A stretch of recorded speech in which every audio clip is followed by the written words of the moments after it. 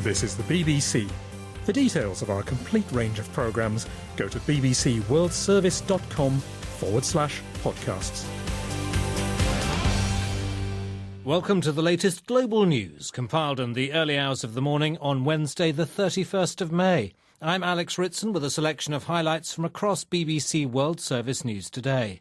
Coming up, President Trump's personal lawyer, Michael Cohen, has told US media he has rejected requests from US congressional panels to give testimony about contacts he may have had with Russia.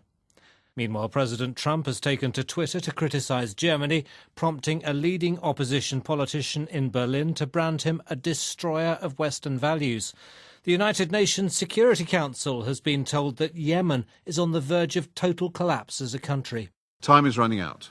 The Yemeni people face a triple threat of armed conflict, famine and deadly disease. The US investment bank Goldman Sachs is being accused of throwing a financial lifeline to President Nicolás Maduro of Venezuela. The stars turn out for Manchester.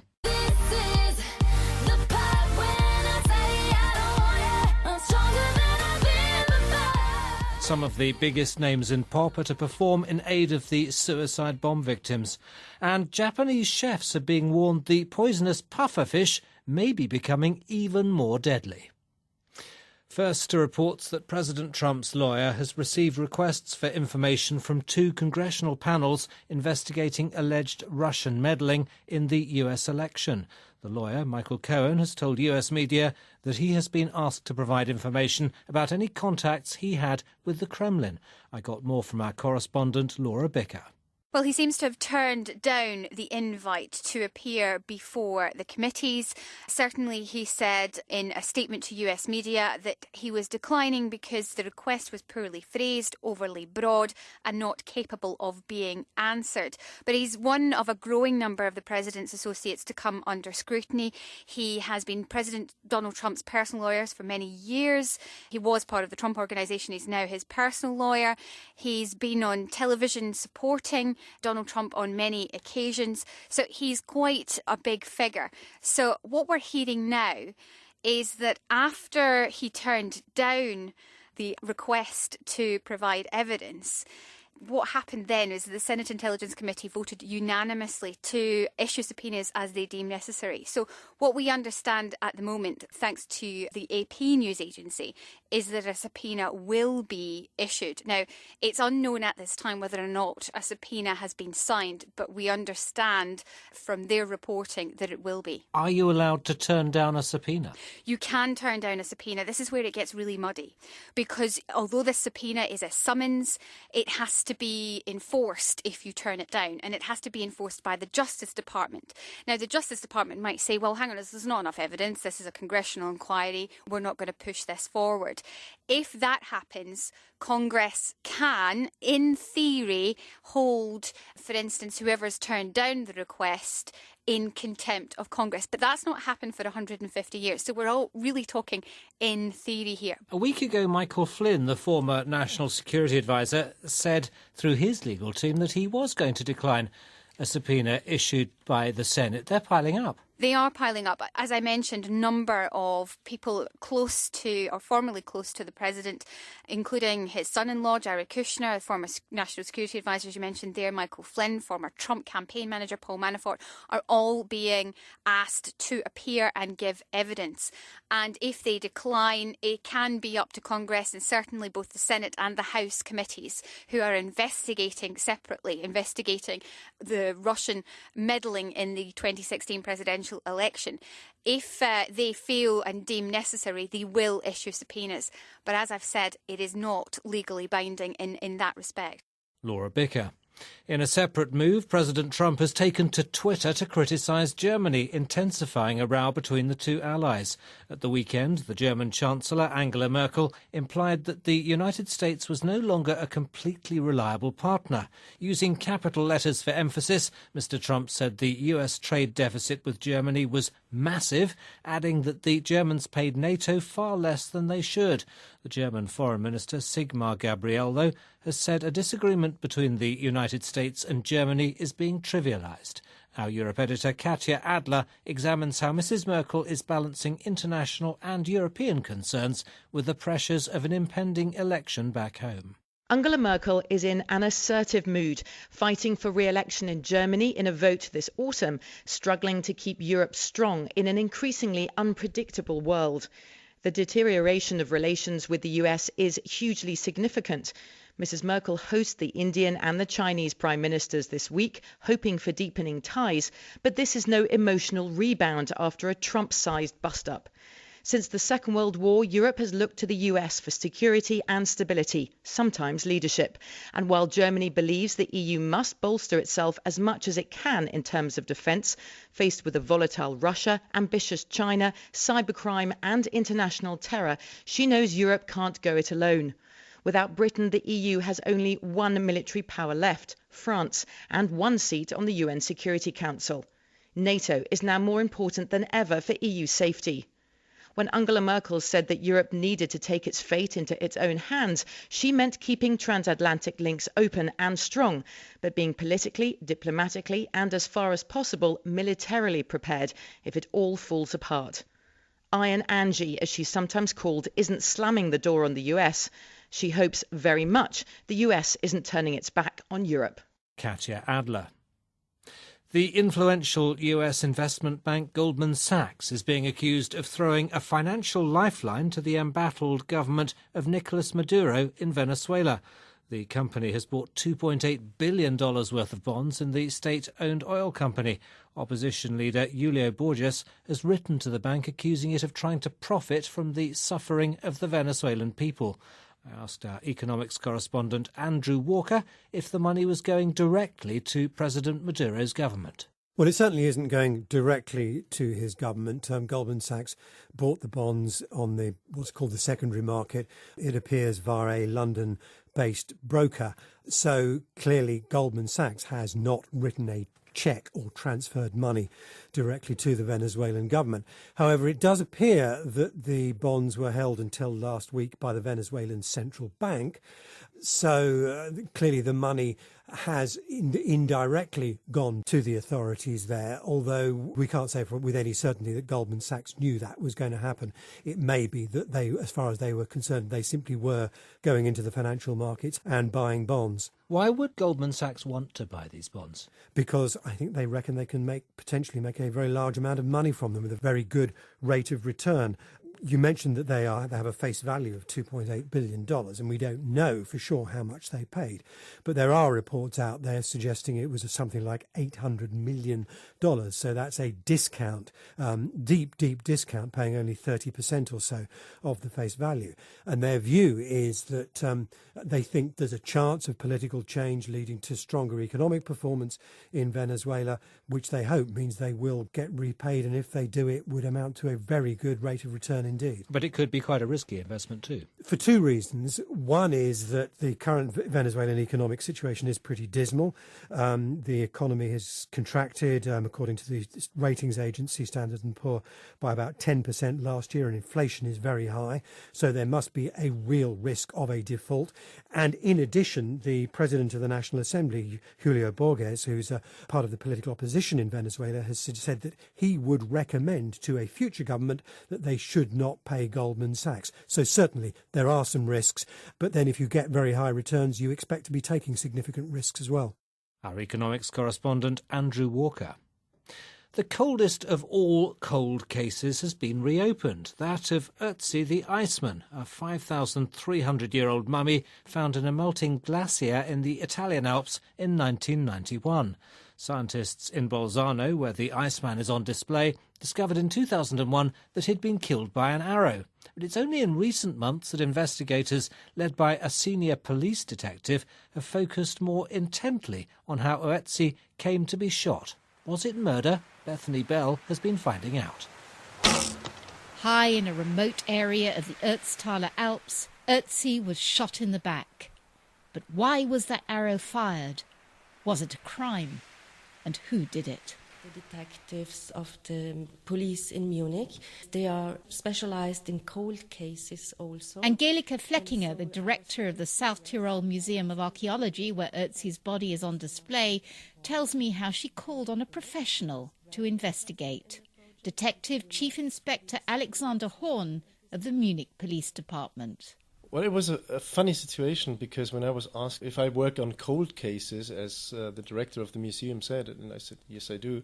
The usual cold case that we have is like 20 years or maybe 30 years old. And now I was asked to work on a case which is 5,300 years old. I was very surprised, number one. And number two was I didn't think I could do any help in that case because I thought that probably the body would be in such a bad condition. But what I learned very soon was that actually it was in a perfect condition. It's even in a better condition than some of the bodies that I'm working on nowadays. Then pretty soon I realized there's a lot of potential in it. Well, this is the museum in Bolzano and the icebox where you can see Ötzi himself lying. The ice on his limbs, his arms in quite a strange position. And it was just under his left shoulder that he was pierced by the arrow that killed him. As well as visiting the scene of the crime high in the Alps, the Detective Chief Inspector was able to draw on the extensive research done on Ötzi over the last 25 years. It includes detailed analysis of his stomach contents and the injuries on his body. Both were to prove key. It looks a lot like it was a murder due to the injuries we found. He was shot probably from quite a distance, so about 30 meters, which is not a close contact killing, it's a distance killing. And approximately half an hour before he was killed, he was having a rest up there. He was having quite a heavy lunch or meal at least. So it doesn't seem like he was in a rush, he was in a hurry, he was fleeing from something. Another crucial clue came from the injury on Ötzi's right hand, a wound he'd received 1 or 2 days before his death, probably during a fight. That injury was something we would define as a classic active defense wound.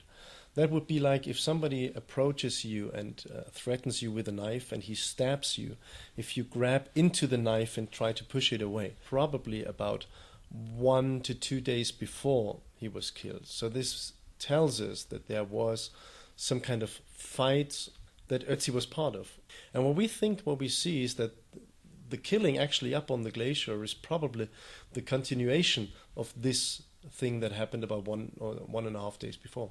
Knowing he would be unlikely to win in hand-to-hand combat, Ötzi's killer followed him up the mountain and shot him. But what was the motive? The offender didn't steal Ötzi's valuable copper blade axe and other gear, so it doesn't seem to have been a crime for profit. Alexander Horn thinks it was probably due to some strong personal emotion, but he admits we may never know who did it. Bring it down to the personal cause, whatever that must have been, if there was like hate, if it was jealousy, if it was revenge, we will not be able to tell you that. There's no chance whatsoever that we can say that. But what we can say finally, though, is that his killer got away with it. Yeah, unfortunately, that's one thing we have to be sure about. He got away with that murder, which I don't like as being in charge of investigations. I don't like that we have an unsolved homicide there. But having said that, I don't think it's a high likelihood that we will ever be able to solve that case. That's our cold case reporter, Bethany Bell.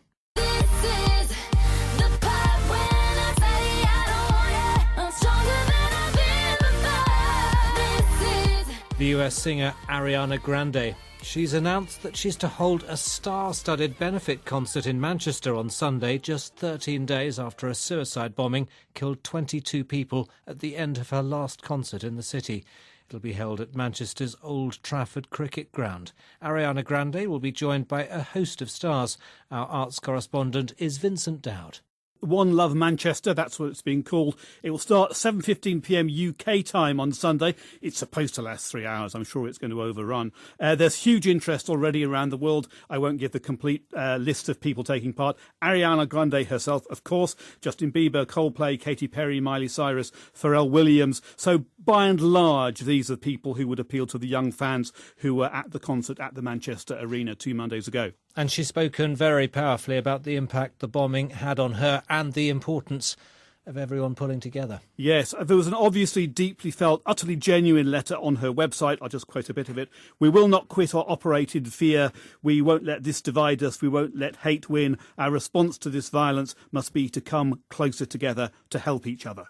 the proceeds going to help the victims, their families, survivors? To be exact, Alex, all net ticket proceeds will go to the We Love Manchester Emergency Fund. That fund's already been set up by Manchester City Council with the British Red Cross. The Red Cross is lending its experience in fundraising. And the survivors, they've been invited along too? Yes, we wouldn't normally go into the detail of ticketing, but I think this is an exception. We should make clear that general tickets are not yet on sale. They don't go on sale till 10 o'clock UK time on Thursday. I think they're going to go very, very quickly indeed. I think we better even say that it's Ticketmaster who are handling the sales, because this is a one-off case here. And as you say, there's a very important point to add about those who were at the Ariana Grande concert in Manchester on the 22nd of May. They're being offered tickets for this Sunday free. Those who are there have to register for those free tickets by 4 o'clock tomorrow UK time. I know that's a bit complex, but you can understand the organisers will be deeply nervous of finding they've emailed somebody who was killed or injured. Our arts correspondent Vincent Dowd. You're listening to Global News, the most important stories and the best interviews and on-the-spot reporting from the BBC World Service. And we also make another great podcast. It's called Witness. It's all about history and told by the people who were there. First-hand accounts of important events which have helped to shape our lives. There are 5 of them a week. So here's today's. In Moscow, on May the 31st, 1986, a small group of musicians staged the biggest rock concert the USSR had ever seen. It was organised in less than 2 weeks to raise money for the victims of the Chernobyl disaster, the nuclear reactor accident that happened just a month before. The concert organiser, Artemy Troitsky, has been speaking to Rebecca Kesby. If you're interested, search for Witness in your podcast app or go to bbcworldservice.com/podcasts. The echoing halls of the United Nations headquarters in New York are a world away from the daily agonies facing millions of Yemeni civilians. But today, the diplomats of the UN Security Council were given an unflinching glimpse into that other reality. Yemen, they heard, is on the brink of total collapse. Its people suffering deprivation, disease and death. That was the stark analysis of the head of UN Humanitarian Operations, Stephen O'Brien. For more, I turn to the BBC's Arab Affairs editor, Alan Johnston. There are 2 major wars raging in the Middle East, in Iraq and in Syria, and they've tended to overshadow the smaller war going on in Yemen. But the situation there is absolutely dire. And the UN humanitarian chief, Stephen O'Brien, came to the Security Council today determined to remind its members of quite how bad things are for the people of Yemen. Here's some of what he had to say. Time is running out. The Yemeni people face a triple threat of armed conflict, famine and deadly disease that has already killed, injured, displaced or otherwise affected millions, and it will spare no one if it continues unchecked. The cruel irony is that these threats are man-made and could easily have been prevented. Mr. O'Brien was really pleading with the UN Security Council to do more to help. He said the people of Yemen were being subjected to deprivation, disease and death while the world simply watches, because something like 17 million people are very short of food. Around 7 million are just a step away from famine. On top of this, cholera recently broke out and it's killed around 500 people in recent weeks. Part of the problem is that people are so weakened by malnutrition that they're more susceptible to diseases like cholera. And on top of this, on account of the war, more than half Yemen's medical facilities no longer function. Alan Johnston. The United Nations Secretary-General Antonio Guterres says it's absolutely essential that the world unites to combat the undeniable threat from climate change. Speaking at New York University, Mr. Guterres said the world was in a mess and there should be no doubt about the need for the 2015 Paris Climate Accord. If any government doubts the global will and need for these accords, that is reason for all others to unite even stronger and stay the course. Indeed, all around the world, cities, regions, states and territories are setting their own ambitious targets. Thousands of private corporations, including major oil and gas companies, are taking their own action. And they know that green business is good business. Some may seek to portray the response to climate change as a fundamental threat to the economy. Yet, what we are witnessing in these early years of a systemic response is the opposite. We are seeing new industries, new markets, healthier environments, more jobs, less dependency on global supply chains of fossil fuels. The real danger is not the threat to one's economy that comes from acting. It is instead the risk to one's economy by failing to act. Mr. Guterres made no specific mention of Donald Trump, who at the weekend refused to join other leaders of the G7 group of leading economies in pledging their support for the accord. Mr. Trump said he would decide the US stance this week. The Protestant Church in Germany has unveiled a robotic priest called Bless You Too to mark 500 years since the Reformation. The machine delivers various blessings in 8 languages. It's being presented to intrigued churchgoers in the town of Wittenberg, which was the place most closely associated with Martin Luther and the birth of Protestantism. Here's a sample of one of the blessings in German. The mechanical sound you're about to hear is the robot raising its arms and beaming light from its hands. Gott segne dich und behüte dich. Lasse sein Angesicht leuchten über dir und sei dir gnädig. Gott erhebe sein Angesicht auf dich und schenke dir seinen Frieden.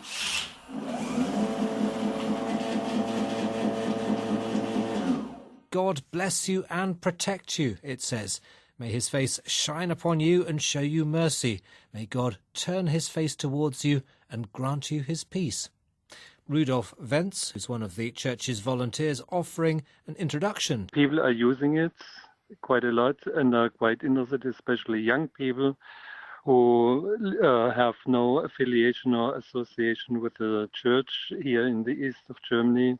Find it rather interesting to have a modern approach to spirituality through a computer, through a touchscreen, and not having to sit in church benches or whatever, but have a spiritual word being told to them.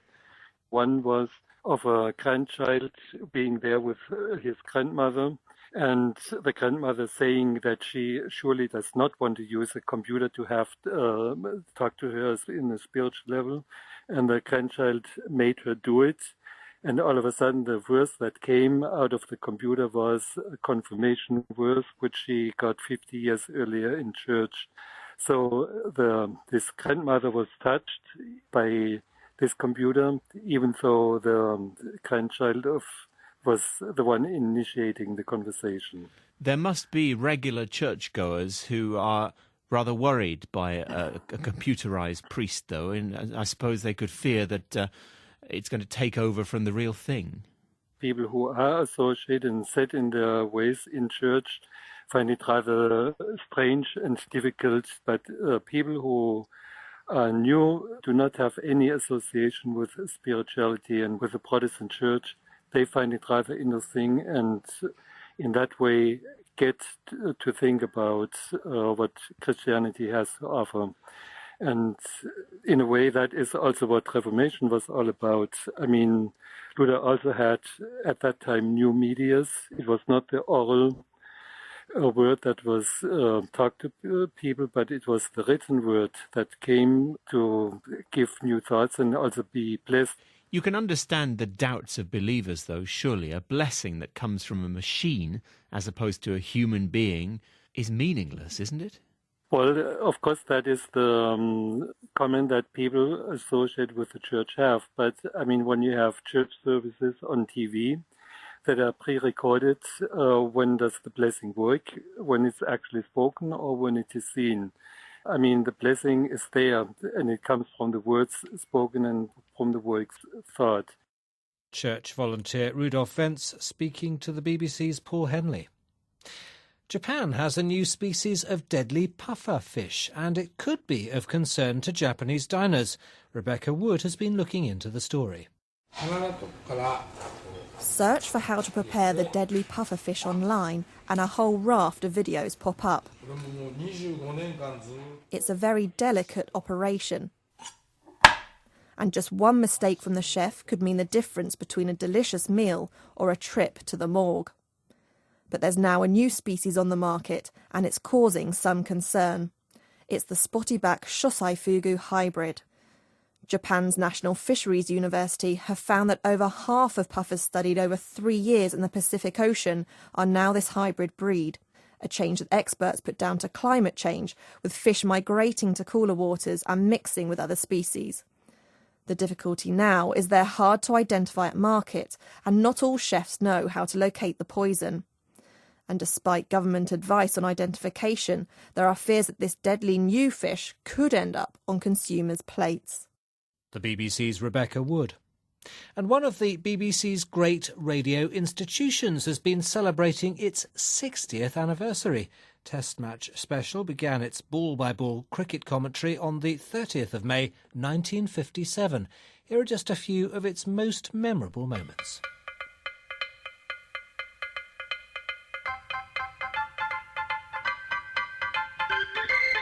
And that is 4 more to Botham, a magnificent cover drive, his 27th 4 of the innings. He has now got 149, 114 of those runs having come in boundaries. One of the great innings of Test cricket. Comes in, bowls to Boycott pushes that. There must be a run out here. Oh, how tragic. How tragic, how tragic, how tragic. We welcome World Service with the news that Randall has just this minute been sacrificially run out. Here comes Shane Warne. Off only 2 or 3 paces, he bowls, and Gatting is taken on the pace, bowls! Well, Gatting's still standing there, he can't believe it, but that must have turned a very long way. We haven't got a view of this, but it took his off stump. Gatting can't believe it. That is Shane Warne's first delivery in a Test match in England. The other thing I learned about from Spring Watch was about the great bustard bird. Yeah. And great bustards are the most sexually dimorphic of the bird species.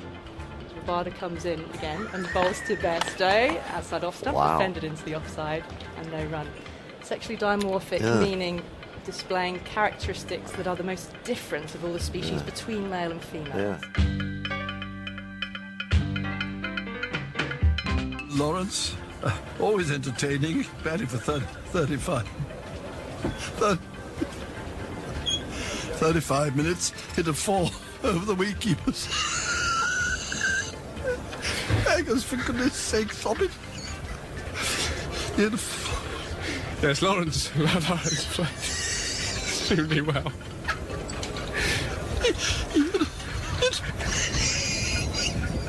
He hit a 4 over the wicketkeeper's head, and he was out for 9. And Tufnell came. Batted for 12 minutes, then was caught by Haynes on Patson for 2, and England were all out for 419. I've stopped laughing now.